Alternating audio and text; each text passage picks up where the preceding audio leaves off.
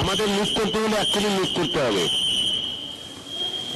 জরুরি ভিত্তিতে দেখেন, জরুরি ভিত্তিতে দেখুন যে এখানে ফায়ার লাইনটা কি অকস্মাৎ ভুলে বাঁচতেছে নাকি আসলে একটা পরিস্থিতি সৃষ্টি হচ্ছে। হ্যাঁ, কিন্তু না আমাদের উল্টা ট্রেন হচ্ছে কিনা। আমার মনে হয় আমরা একটু বেরোই, বেরিয়ে তারপরে পেয়েছি, কারণ এই বিপদটা নেওয়া যাবে না। হ্যাঁ, আমরা এখন বাইরে যাব, তারপরে ফেরত এসে করবো। আমরা এখন সবাই ওয়াক আউট করছি।